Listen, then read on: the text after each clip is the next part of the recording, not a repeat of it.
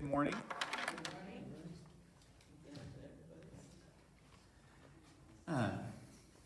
We're a couple minutes late, so if you are, when people are as far as coming online, we're going to give them a couple of minutes, and then also, if people are watching this later, hope you enjoy today.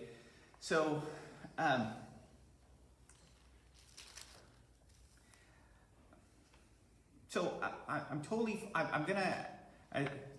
I'll ask you all this, and it really is intended to be a free and fair election.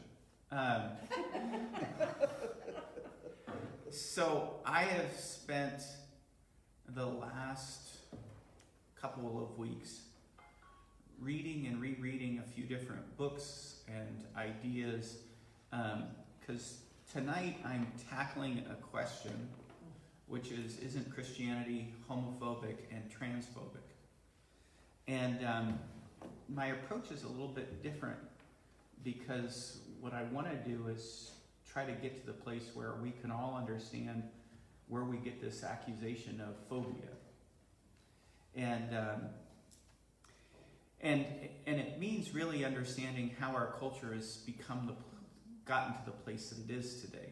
And so my question to you is are you interested in me kind of running through this with you? Because the reason I'm late is because I was actually working on the notes and just busy away thinking through this stuff. And so it would be a little bit off topic of Deuteronomy, but it would be something that you're going to get a great history lesson about understanding our culture. So how many people are interested in this? Yeah. Okay, I got mostly hands up. Maybe somebody who's coming to class tonight who says, I don't, but so we'll take that. Thank you. So if you're joining online, we're going to do something a little bit off topic today, but I hope it is interesting. And I also will be looking for feedback for this. And let me open us with prayer. Loving Heavenly Father, give thanks for today. Pray your blessings over us. Ask, Lord, as we try to open up our eyes to understand where we are today in our culture. We give praise and thanks that we know you, and ultimately we look to follow you.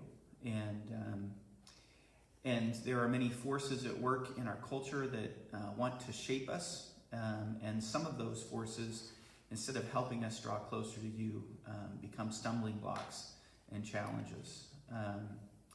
Lord, you call us to be your witnesses and to live lives that are radically marked by love and faithfulness and commitment to you.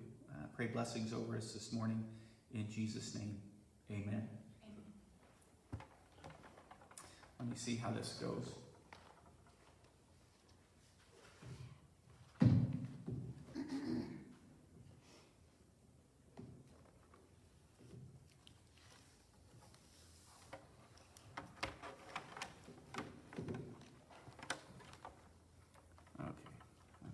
Work.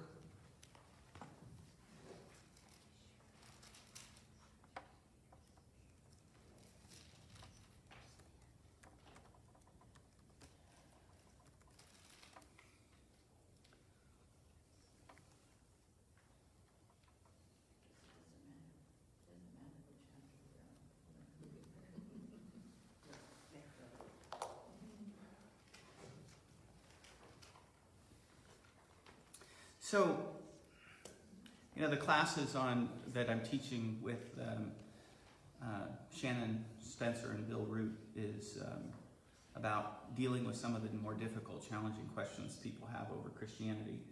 And so this question is, isn't Christianity homophobic and transphobic? And as Westside is a Presbyterian church, and the PCUSA started wrestling with the issue of homosexuality significantly back in the 1970s. And famously, Presbyterians are we are. I mean, if you know us, this is what we're famous for. We will form task force and create reports. And so an extensive report was created back in the 1970s, and and this was the beginning of the dialogue about this stuff.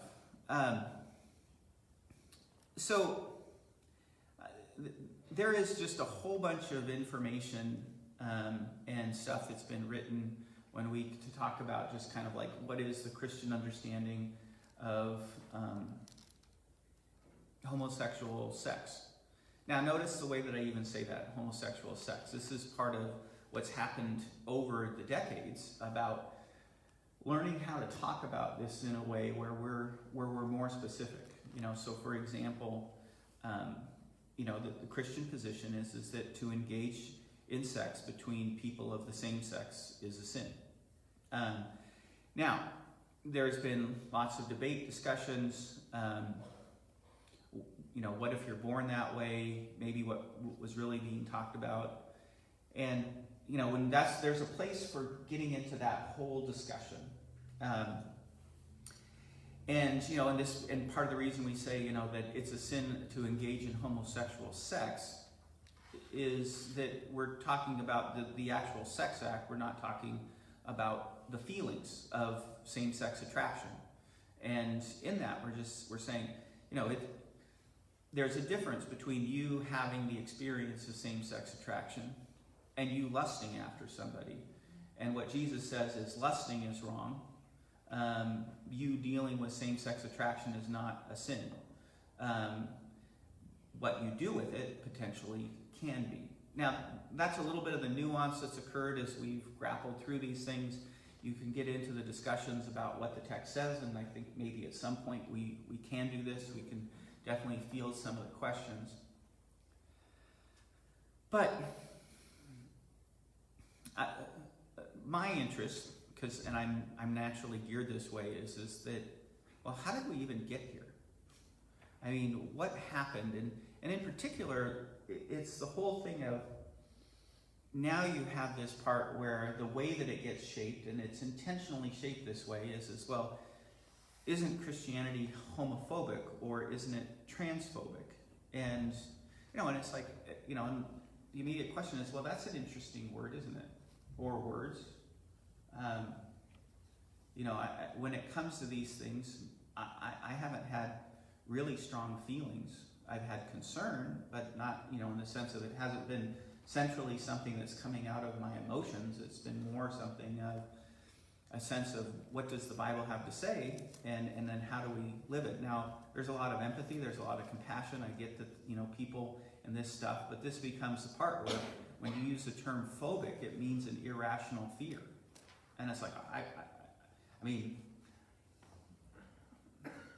think that I know earlier in my life that I really had, I experienced claustrophobia, and I really didn't like the experience of confined spaces, but I've gotten over that. I mean, I've done like cave dwelling where it's kerplunking or something like that, and you're like tight, and it's like, it's fine.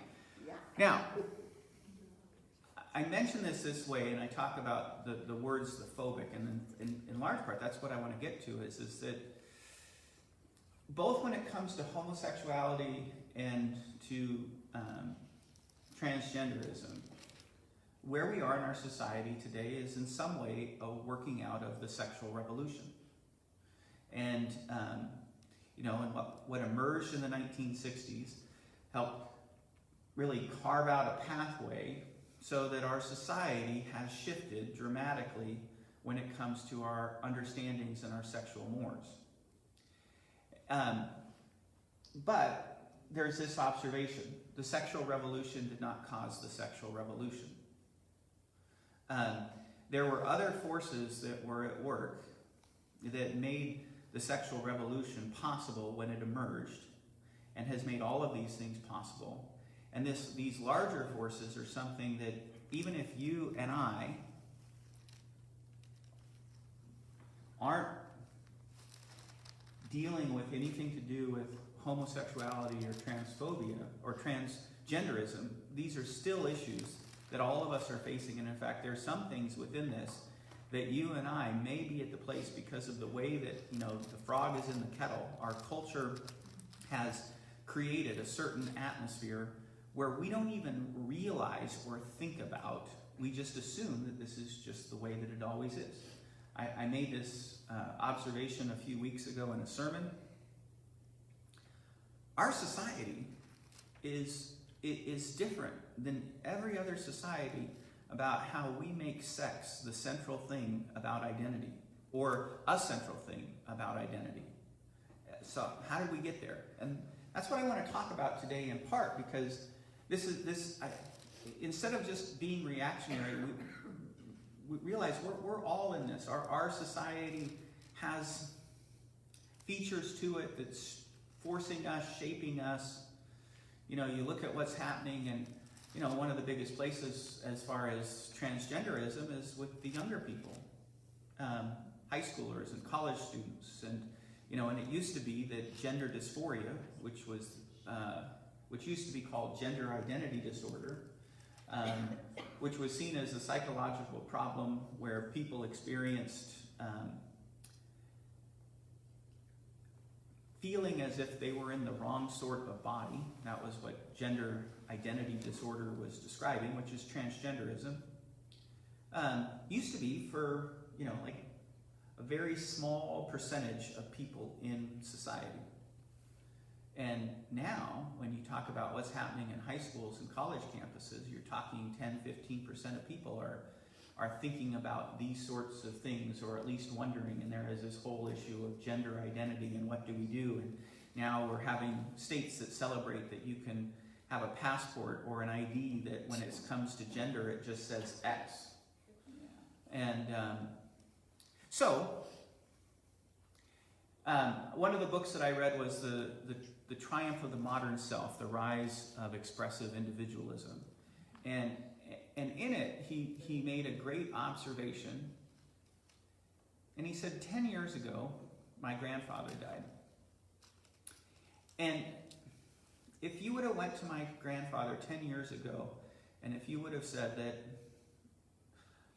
I'm a woman stuck in a man's body, that his grandfather would not have understood what you were talking about at all. That statement would have just made no sense whatsoever. Well, today, if you don't just accept that, you're on the wrong side of history, at least according to the cultural elites. And so this becomes a question of, here's one aspect of what we're experiencing in society where there are radical transformations that are being pursued and being promoted.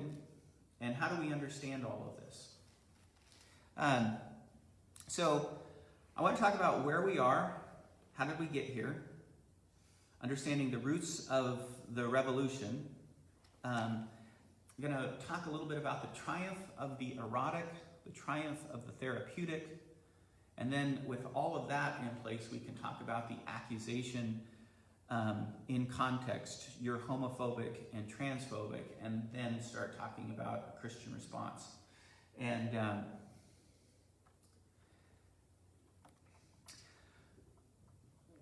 begin, and I'm going to try to make this simple. Where are we? I'm going to give you a picture of words, and these words are words that capture some of the central principles, values, concepts that shape our modern culture.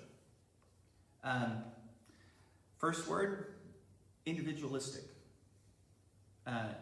Everybody agree that is something that, when you think about modern culture, we focus on individualism. It's part of the American consciousness. Another way to say this is our culture's focus on me.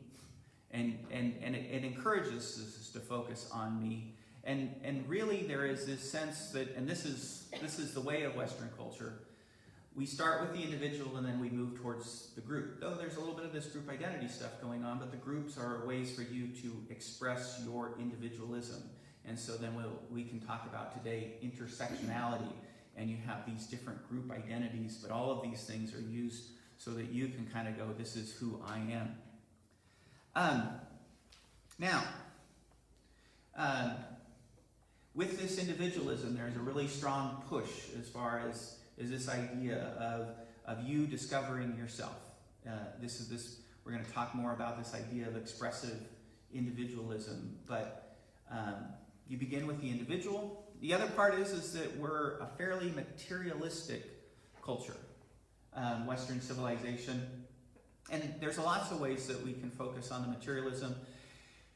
You cannot suppress the spiritual realities of humans, and so there, even as the Enlightenment really tried to move us into complete materialism, and a segment of the Enlightenment really tried to move towards atheism, you will still get this sense of spirituality, but by and large, we don't think in spiritual ways in Western civilization. We think in material ways, and while there is some acceptance to the spiritual, it is always secondary and behind, and what's really matter is the stuff before you. Also, the materialism goes a lot towards our motivations. Both the manipulation of physical matter. We live in the age of technology and scientific revolution, and we approach the world in a certain way in this way. We'll get here in a moment where we'll see how some of these dynamics play out. Another feature of modern Western civilization is hedonism.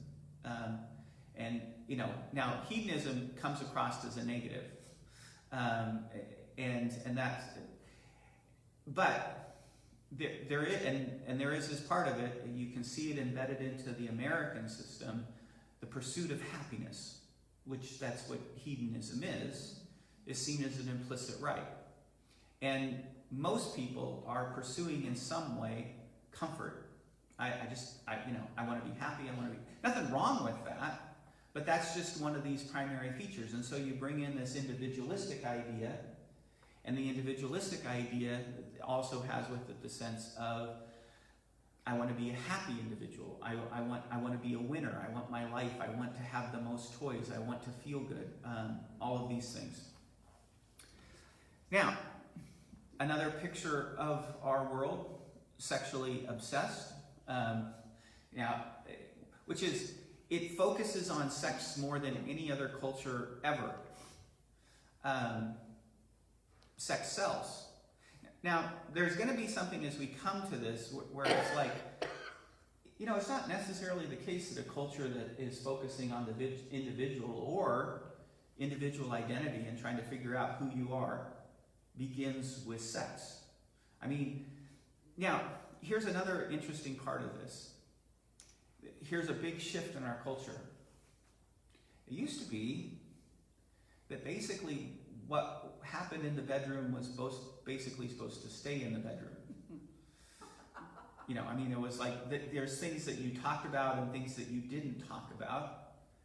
But today, this is the part where your sexual identity is exactly what you talk about. This is the part where, with both the issue of identity according to, am I homosexual, am I bisexual, am I queer, the whole movement of this is in some way you identify by your sexuality.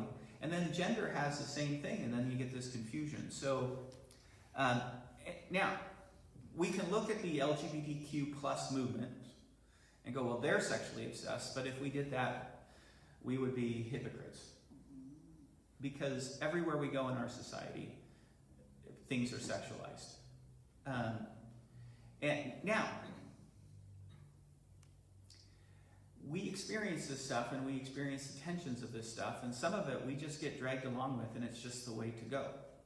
This is the part where, I've always loved movies. I love the old classics like Cary Grant, and Gary Cooper, and Humphrey Bogart. I've seen all the movies of all those stars and absolutely love them. And one of the things that I appreciate about them is that you can have all these great movies and all these great stories, and you don't have to have sex and nudity in it. Now, as a Christian, all this stuff creates tension, because Jesus says that you're not supposed to look at somebody lustfully. And our society today, it's really hard because everything has been sexualized. And so you look at this, and now we feel the tension of this stuff, and then there continues to be this pushing, and one of the things that are the hot buttons today, and it played out in the elections that happened, is that one of the things that parents are frustrated about is that they're going into their elementary schools and they're finding sexually explicit books in the libraries for little kids that teach about all different things, including how to masturbate when you're a little child, normalizing it, and you're just going, but there's a push in our society towards that. So when we talk about sexually obsessed, that's what we're talking about. I'm going to use this other word. Somebody else used the word iconoclasm, which is the breaking down of idols. But in this, what they were saying with this is that it's the breaking down of tradition. I'm going to use a more positive word because it's a word that gets used a whole bunch, and it's the word progressive.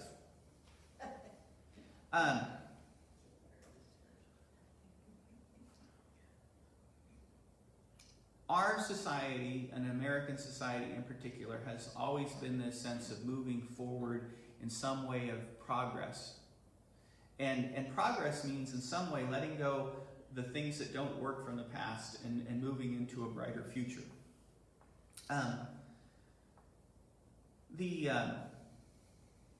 That movement is something that is at work.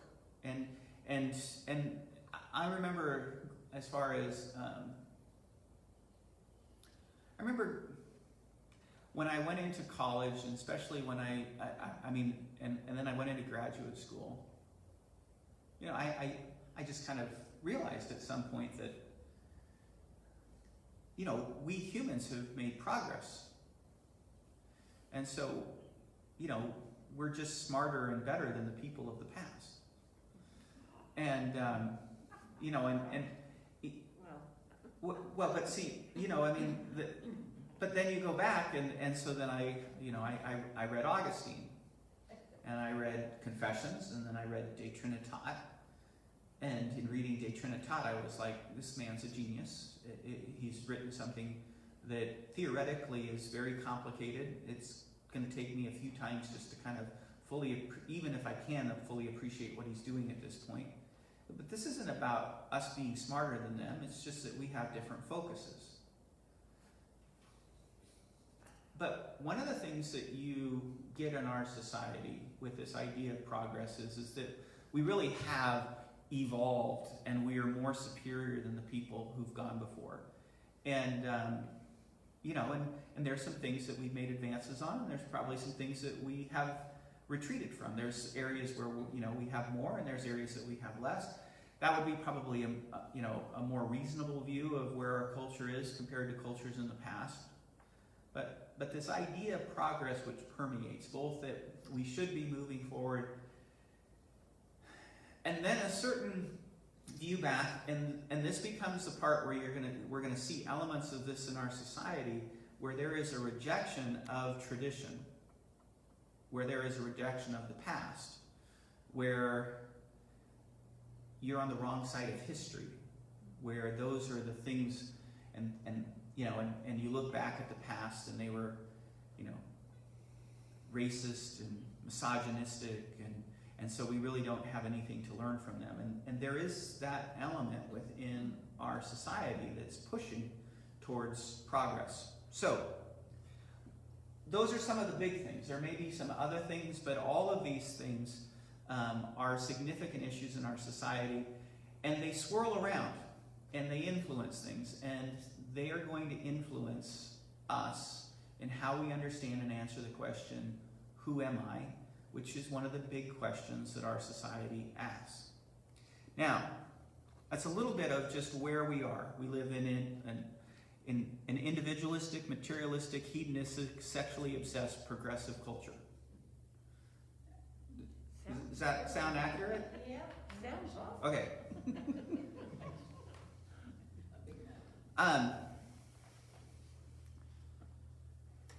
Okay, so are we on the wrong side of history?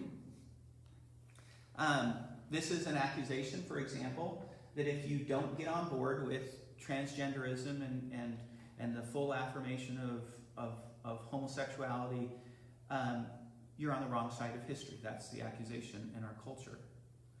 How did we get here? Well, let me give you a little bit more.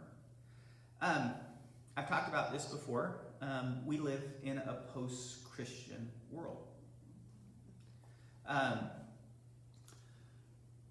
Basically, Western civilization, in many ways, as the church, we can look at it and say it's very much like first century, the first century in Jesus' day, as far as now. You have all of these different religious options, and you have all these different ways that people are approaching spirituality. But there is a difference to it, and the difference is that this is not a pre-Christian world where people haven't heard the gospel. This is a post-Christian world where people assume they've heard the gospel and assume that they know what Christianity is about, and their basic attitudes are been there and done that. Now, with this post-Christian world that we live in, there is a rejection, and this becomes part of the individualistic. There is a rejection of organizations. There is a skepticism to organizations. So when people look at Christianity at the outside, this idea of belonging to the church, there is resistance. Because it's progressive, the church represents an old authority. And there is a skepticism to old authority. Now, in all of this, there is basically the sense of the loss of transcendence. There may be a God, but he's far and distant and really probably doesn't care about us because we live in this vast universe and we're just a little speck. And so God doesn't really inform our understanding of daily life. And this is the part where you look at the way of the post-Christian world. 1963, I think it was, but when Time magazine came out with their lead article and said God is dead, that marks a moment where there was the feeling that you could publish that as a major news publication and magazine and not lose a bunch of subscribers for it. Already the culture is somewhat there. So part of the reason that we are where we are is we are in a post-Christian society. It means in some ways the triumph of now, I have another paradigm for you to look at. Where are we? Are we on the wrong side of history? How did we get to this place that if you just don't accept homosexuality and transgenderism, then something's wrong with you? Charles Taylor, who is one of the more significant philosophers in the last 20 years, he's written a couple of books. His most famous is called The Secular Age, where he does a major 1,000-page analysis of kind of secular society and how we get here. And I want to give you a couple of observations that he makes. He calls it the mimetic versus the poetic, or mimesis versus poesis. Mimetic, this is where the world used to be. This is, the world has a given order. All through Christendom and even before, as people were in the world, as they looked at the world, there was a working assumption that there is a certain order to the world that I have to submit to. I don't make the world's made, and there's an order and I have to discover it. Scientific process. That was coming out of a worldview where there was an assumed sense of order to things, and my job is to discover that order so that I might live well and fit into it. In this worldview where there's a given sense of order to the world, our identity is discovered as we find ourselves within this larger order. In this, we use the language of roles and callings. God has a purpose for my life. I need to discover what that purpose is. The way that I discover that purpose is from without. I look up to God. I look out at the world. I look at what I do and how I perform. I look at my gifts, my abilities. And all of those things help shape who I become and what I do. That's the world how it used to be. Charles Taylor says that's the old order, but it is passing away. And in its place is poesis, or a poetic order, poetic, Poietic. Say it again. Poetic. Poietic.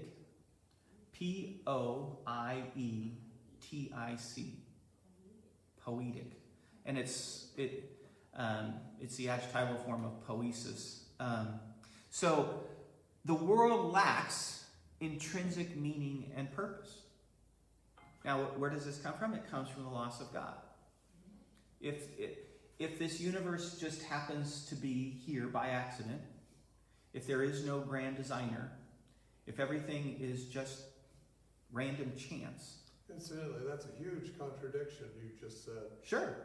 Yeah. It's a huge, immense order that all happened by accident. Lino is making a scientific observation that, when we look at the details of the nature of the universe, there is this huge sense of order, but the claim is that there is no order. And so you have this, this becomes a whole bunch of arguments, and it becomes a pushback of basically this atheistic worldview that has informed and shapes our culture. It's all an accident. Yeah, yes. Now, what happens is that now we're feeling the effects of this. Even if we don't believe it, we're feeling the effects of it, because this is what happens. If the world lacks intrinsic meaning and purpose, then I have to make my own meaning out of it. And we have a whole bunch of stories that are just basically telling you that you have to make your own meaning. And that meaning isn't given, but it's something that you discover. Now, maybe none of you have seen this. It's a newer movie. But it was called Free Guy. And it was the story of a video game avatar that ends up having a personal sense of identity. The basic story is this. There really is no meaning in the world. So you know what you got to do? You got to make your own meaning. That's the storyline. And it's okay that there's no real meaning in the world. We're making the meaning right now. And its emotional center point is a friendship between two people. And right there in this experience of this friendship, this is meaningful, and it really doesn't matter if there's no meaning out there. We've just made meaning right here. Out of this, my sense of identity is not me finding my place out there. My sense of identity is hidden in me, and I have to discover it. And so I don't look outward, I look inward. And my feelings and my experience and what I do becomes the most important thing about really expressing who I am. See the difference between the two? Yep. And do you see how much our culture points towards this second one now? This is the roots of expressive individualism, where me, myself, I'm at the center, and that's what's most important. And I have to discover for myself who I am. And so this is where we get this idea. Well, and I'm not being flippant in this at all. Well, that was my assigned gender when I was born, but that's not as valid as my own inner sense of what my gender is. And my body really isn't that important, because it's an outward feature, and what's really important is what I'm feeling on the inside. There's the roots of where transgenderism begins to be seen as something that everybody just kind of goes, oh, we're feeling really bad for you that you've had that experience. And so how do we help you line up? Because obviously there's something wrong because your inner sense isn't feeling aligned with your outer sense. And so, okay, well, why don't we perform some operations so that your outer sense can be aligned with your inner sense? Because what's most significant is what's going on the inside.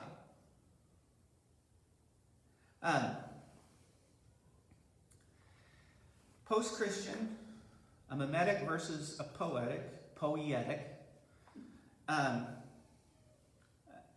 Another place that we are that helps explain all of this is postmodernism. Now, am I losing you? Is this making sense? I'm trying to tell stories, but I'm using really big words. See. May need to be repeated. So Pat. How is this remarkably different from existentialism? Existentialism is an aspect of this as far as, so it was a philosophical movement like with Sartre and Camus and this, and basically it's an example of some of these ideas. So yes, existentialism, the sense of identity is expressive, a little bit of expressive individualism.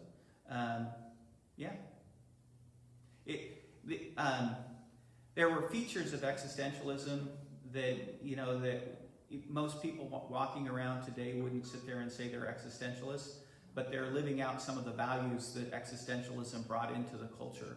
And so now we use this expressive individualism as kind of a term to kind of capture all of these different forces. But that's an old idea. Well, it's no, Camus is old. well, it's an relatively old. I mean, as we look into, if we ask, how did we get here? We got to go back into the 1800s, and I'll pick on three people, and I could pick on more, but Rousseau, Marx, and Freud, and those three thinkers help provide a foundation for all of this stuff that we have. Freud helps explain why sex is so important. Rousseau is moving towards, and here's the basic idea of Rousseau. The problem isn't here, the problem is out there. Man is born free, and everywhere he's in chains. And this was the social contract. This was Rousseau's big idea. And this begins to shift. It's a rejection of the Christian explanation of things, that man is a sinner and is broken. And my main problem is not out there. My main problem is right here and between me and God. And he shifted the foundation and said, no, the problem's out there. And so if we can change out there, then I could experience my real sense of freedom, because I was born free, but it's society that ends up tripping me up. Okay, postmodernism, the big idea here is we're going to be suspicious about everything because everything in some way is about power, and all truth is relative. And so you get what's called the hermeneutic of suspicion. And there is a critique to this, and there's truth to this. Nobody can claim objectivity as if they just see things clearly and here's the right position. Everybody is speaking out of a certain place. But what this moves to is to a skepticism and says, therefore we can't have any knowledge of absolute truth, and anybody who claims an absolute truth is really grabbing for power. Of course, the critique to postmodernism, as you all know, is that nobody's claiming absolute truth except when I say there is no absolute truth. I'm really not trying to take all power, but I really am taking all power because but those elements which are prevalent, all truth is relative, everybody's suspicious, there's all about power. This is why politics also becomes a big thing, but that also can be put at the foot of Marx. Now, where are we? We're in a culture war. Now, or we're at least in a contest of divergent understandings of the way that the world should be. And so this move towards progress and what we're seeing in our society is a pushing away from the past. And so, and I'm trying not to just be like, there are all these different forces at work, and people are trying to move society in certain directions, and they have agendas. We have an agenda. We want to see the kingdom of God established. I mean, none of this should be things that surprise us. But some of the things we may not be aware, we may have blind spots to. Okay. How did we get here? I'll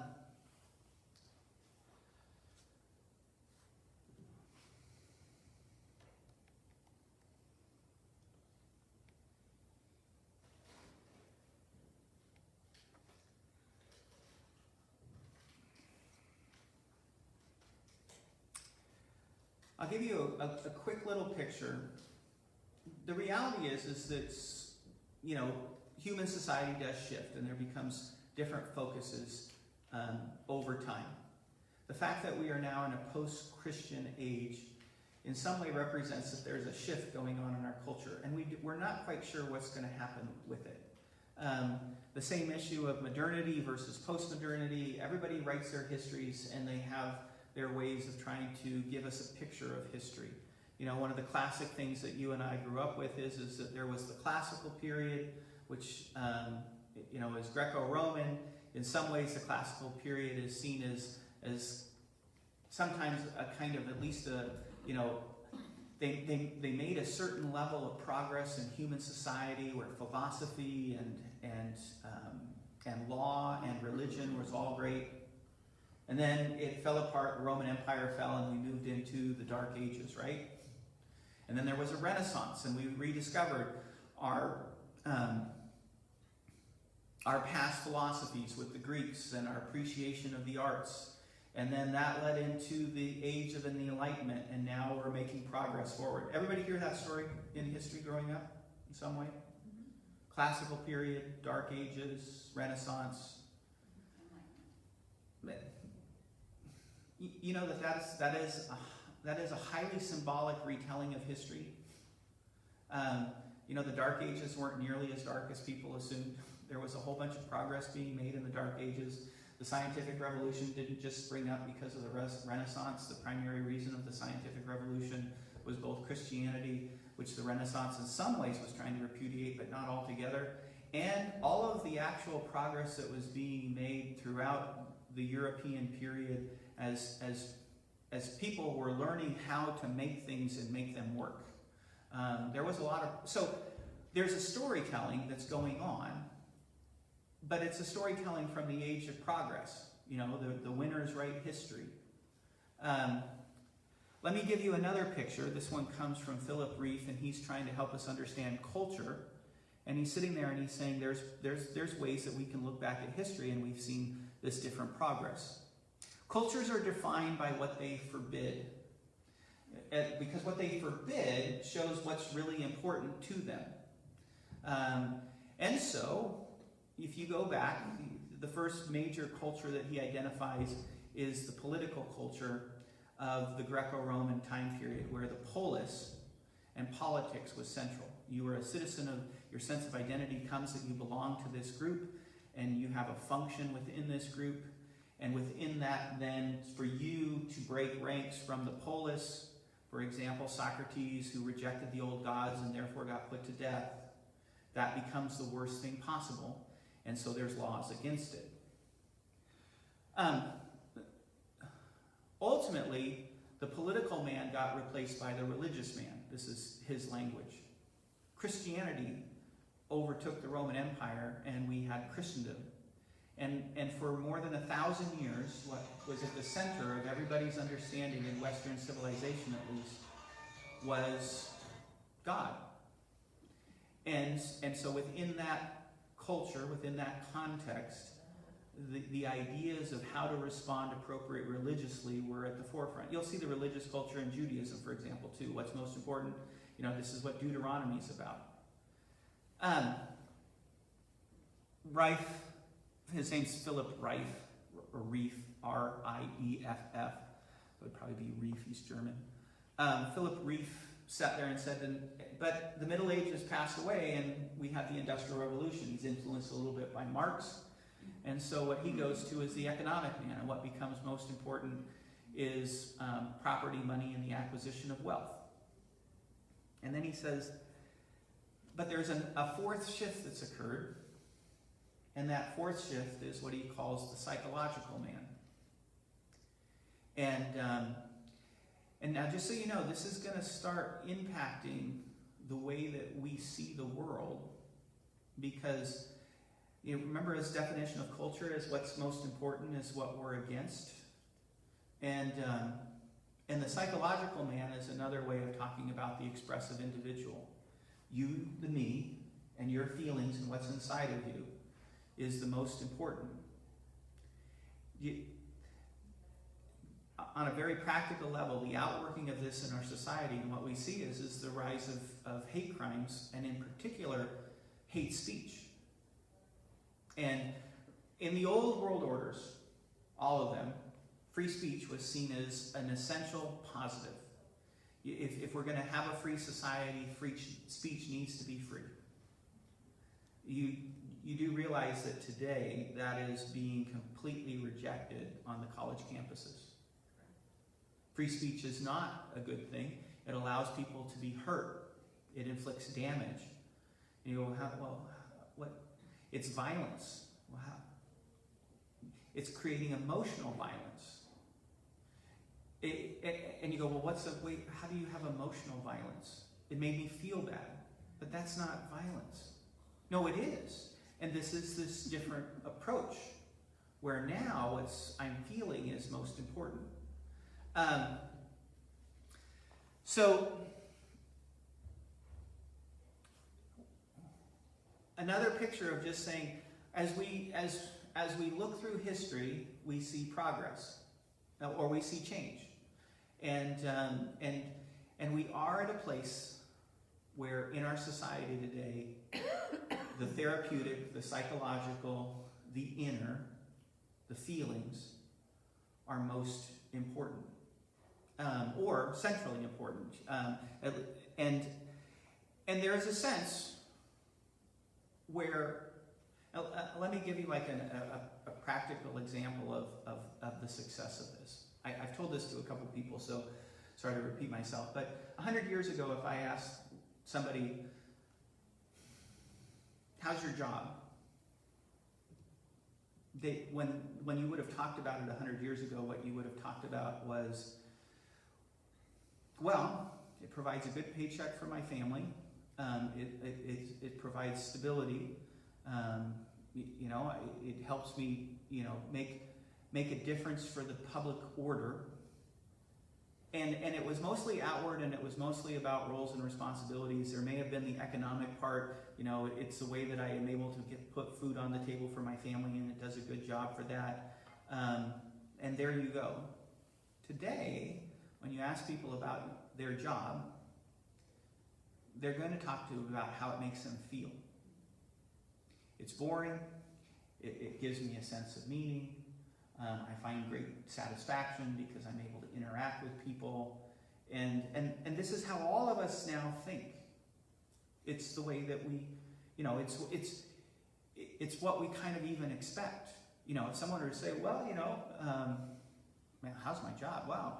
Well, it's provided a good paycheck, and people would be sitting there going, well, that's nice, but what about, how do you feel about it? I mean, is it fulfilling? I mean, is it something I should pursue because I want to find fulfillment? And that's where we're coming from today. That's this observation of saying we've moved into a time where the psychological person, the expressive individual, is a lot of what our culture is at today. It's how you and I exist. Okay.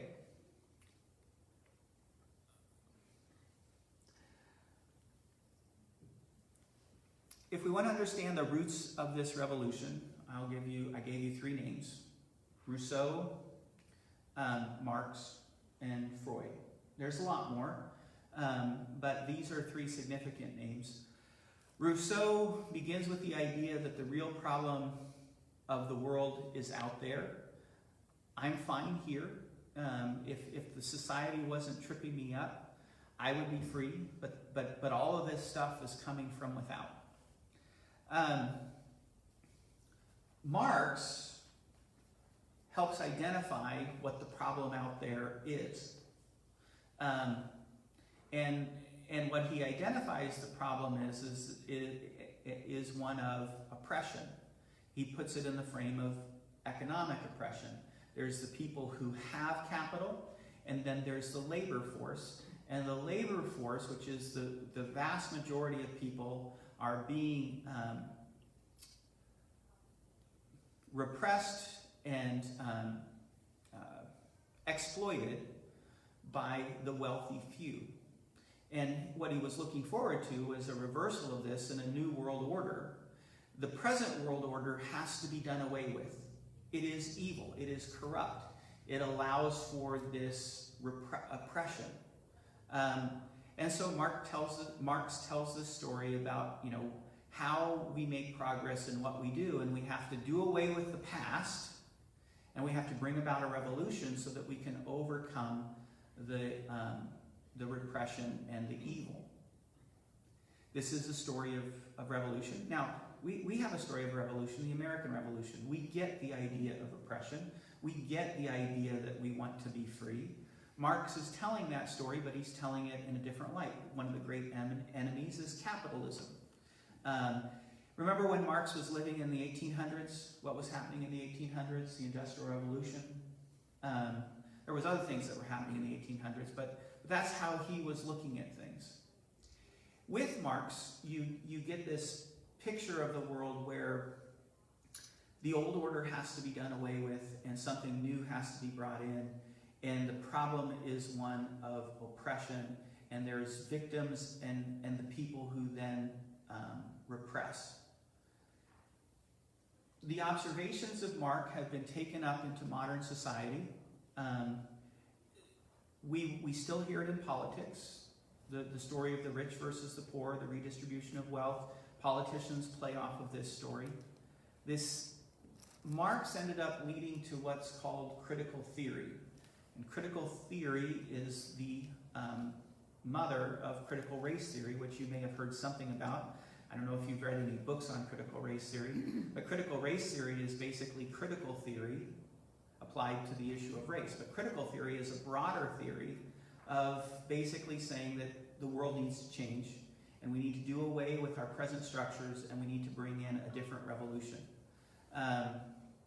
Critical theory goes to what's called the Frankfurt School, or at least that's one of the major roots of that. And here's one of the very interesting things about critical theory.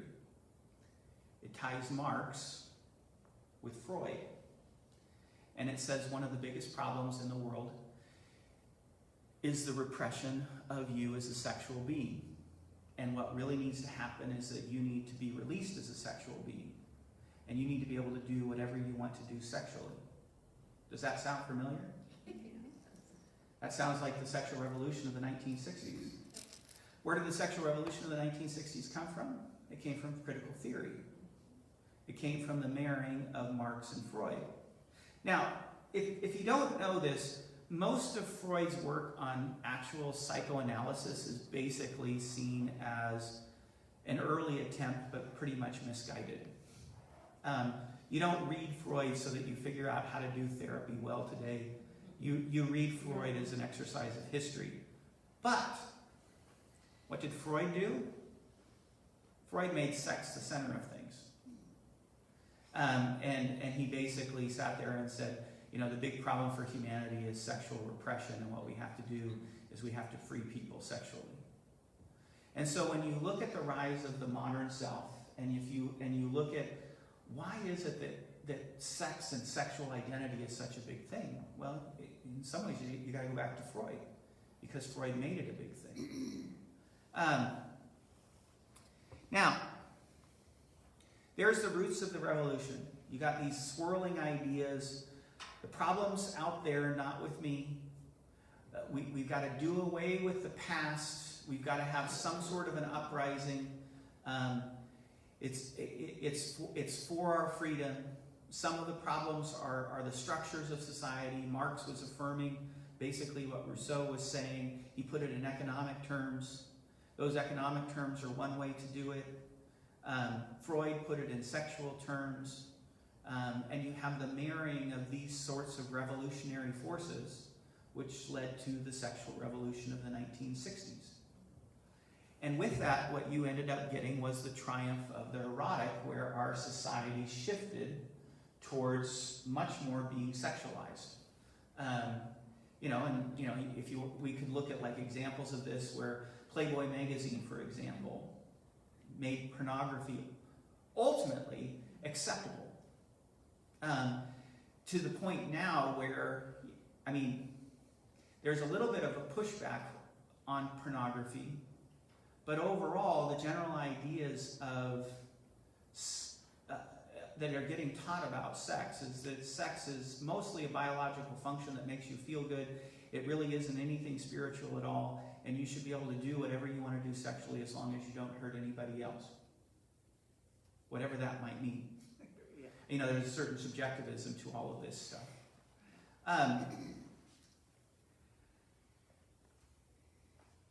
The triumph of the therapeutic. What I mean by that is at the center of your great concern is your sense of emotional well-being. And that we think, and everybody thinks in some way in psychological terms. Let me give you an example. It used to be that the purpose of therapy was to help you function in society. Now the focus of therapy is to make you feel better. And if you take these ideas, that the way that I'm going to feel better is for me to become who I'm supposed to be, and a big part of who I'm supposed to be is me discovering the authentic self that I am when it comes to my sexual identity. And that the problems out there are that the society in some way is going to try to restrain me or restrict me. What we need to do is we need to free up all restraint so that you can do whatever you want to do sexually. And there should be no attacks against you for doing that. You're just discovering your true self. So you have same-sex attraction. Well, what should you do? Go and pursue it. Oh, so you have this feeling that you don't fit in your body and that you're really more of a woman even though you were identified as a man because, well, the way that we've always identified people as being male or female was from birth, where just the way that you were born pretty much told the story. Now, sometimes what happens is they'll say, well, there's the intersex example. Somebody, there's ambiguity about the way that they're born. Very small percentage of people who have that issue. Do you ever use a very small percentage to break the generalizations? Most everybody gets born either with male parts or female parts. And those male parts say you're a man, and those female parts say that you're a woman, but not anymore. Why? Well, it's that whole confluence of things. Out there is trying to repress me. Out there isn't important. Out there, it's just random stuff. And you know what I do with random stuff? I take it, I reform it, and then I make meaning out of it, and then it makes me feel happy. Your body is just random stuff. It's not essential to who you are. That's what this view says. So you remake it. Now,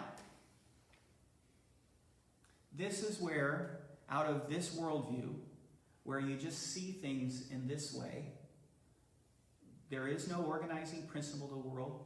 God really isn't important. There is no moral order. All that's really important is that in some way you don't feel good, and you have to make meaning for yourself out of the whole chaos of this.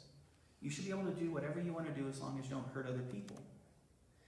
And when people come to you and they say, well, it's immoral, or there's a God, your acting assumptions now are, oh, you're on the wrong side of history. You don't understand how far we've progressed. You don't understand that those ideas are passé. You don't understand that what's most important is what's going on inside of me, because out there, it's just chaos. But what matters is for me to be happy. Does this sound familiar at all?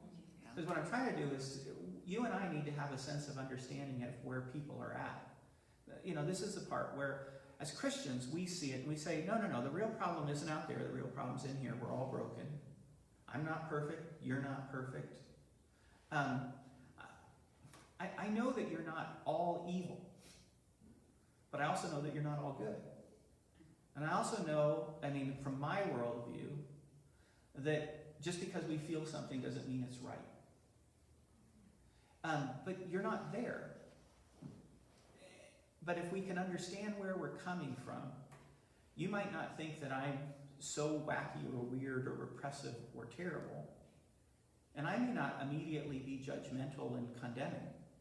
This becomes the part where you deal with an individual and you deal with them as a human being. There's movements. This is the part where when we look at homosexuality and transgenderism, that, and I'm probably going over a little bit. 5 minutes. You're 5 over. 5 over. Okay. Homosexuality or gays, lesbians, bisexuals, and transgender form a movement, right? But they don't naturally form a movement. They're forming a movement because they want to push society in a certain direction, because while they don't inherently get along, while they have, in the relationship between these different groups, there are severe tensions. And the most natural is that lesbians, by and large, have been married with feminism, and there is a big tension between feminists and transgenders. And this is the part where you have transgenders who have labeled a certain group of feminists as TERFs, which is basically a way of saying you're transphobes because you won't accept my own sense of identity. These groups don't naturally just come together and get along. Early on, lesbians and gays didn't like each other really as groups. It was only really with the advent of AIDS that lesbians began to say, "Oh, I'm feeling really bad for them because so many of them have AIDS," and so and these groups started to work together. They work together for a reason. They want to be accepted in society. They pushed the society in this direction, utilizing all of the stuff that came out of the sexual revolution. In saying that, that's the part where we can talk about a movement and what they're trying to do, but when you and I come to an individual, they're not the movement. They're an individual. They probably won't know this background story, right? Some of them will, but most of them won't. So our Christian response into all of this accusation, transphobic, homophobic, that's what they've been trained to say. There's a good likelihood that they won't really even understand what they're saying. They'll just say, well, you just hate homosexuals. Well, but transphobic and homophobic doesn't mean hate homosexuals.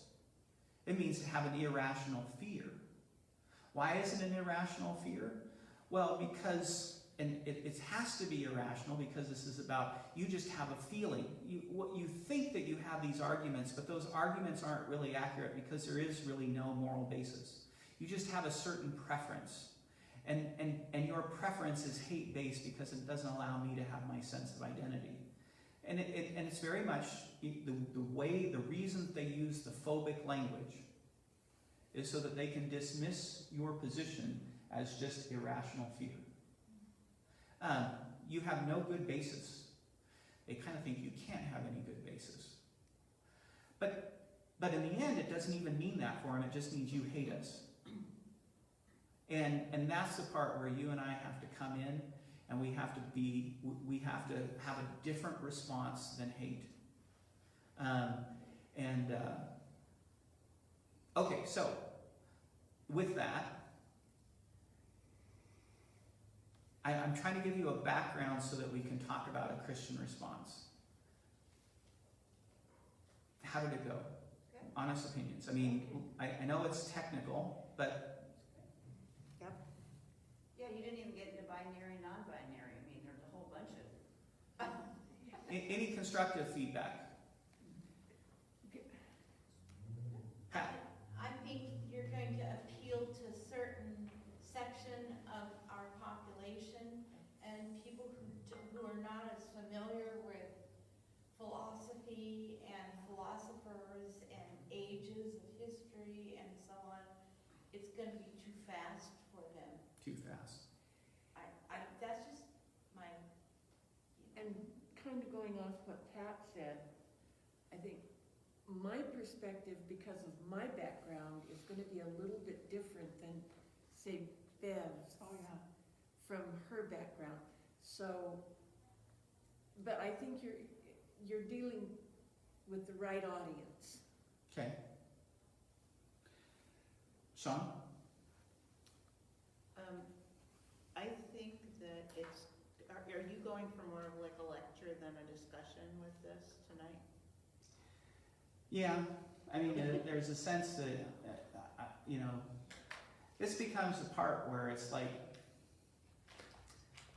I would like people to have some of these ideas available to them, even if they don't master them yet, just to begin thinking differently about this. I mean, I've spent so much time in my past going over biblically, here's the text on homosexuality, and this is why it's a sin. And it's an easy thing to prove that this is what the Bible says. But if it's so straightforward, why are there people who don't accept it? And they don't accept it because of all this stuff. Is that they have too much of the cultural baggage getting in the way of being able to hear something like that. And so that becomes the part where it's just like, but it's not a simple story. No, it's not. It's got deep roots, and that's the part of understanding. So Do you have an outline of notes for people? yeah, I have, I do. You need one, yeah. Yeah, I've been reading through my slides that I've created so that it can walk people through this, and then help. But worthwhile? Yeah, I Oh, love the yes. foundation you set, because you do sometimes think you're in the, you're in the middle of it, but when you think about how it's built and built and built, because in the 60s I was in high school and college, and throw drugs into it to help you find your inner being and all that stuff, and all the stuff that you had to sift out at that time in your life anyway, it was really tough, and that just helps me a lot with that time. A place of empathy for us is one of the foundational questions that we are all left trying to answer is, who am I? And, and that's the part where we fundamentally believe that Jesus helps answer that question and brings us into life, into truth, into reality. Who am I? I am who God says that I am. I'm an image bearer. I was created for God. No, we are fundamentally answering that question as we affirm our identity in Jesus Christ. Yeah, whose am I is my question Right. for me every day. Whose am I? Whose am And because of the fall, that's where we're all adrift, the break in the relationship with God. And so this is where the part where we look at it, and here's how our culture is trying to respond to that answer apart from God. Right. And there's a spiritual side to all of this. One of the reasons, and this comes from Dallas Willard, one of the reasons why our society turns to sex is because when you're really spiritually dead, one of the most affirming things that tell you you're alive is the sex act. Yep. And you turn to your bodies. And, and when you move towards the hedonism of our society and then the sex, it all makes sense of saying, in some way, people are just trying to overcome this sense of numbness and affirm in some way I'm really alive. I want to feel good. This feels good. Why are you stopping me from feeling good? And, but at the same time, what we know is that there is a place for boundaries. Even within all of this sexual revolution, there are still some limits that you sit there and go, well, no pedophilia. But there's nothing in an argument that makes sense from their worldview that says that. What if I was just born this way? What if this is my natural attraction? What if I'm just trying to express that? And anyways, thank you for the input. Hopefully for people online, I didn't lose you too many people, so that's good. Let me close this in prayer. Dear Jesus, thank you for today and pray your blessings. I lift up the work that I'm doing and pray that I'll be able to tighten it up a little bit for tonight. But thank you, Lord, for the feedback in this. In Jesus' name, amen. I was going to ask the prayers for Waldina. Oh. But too late. Well,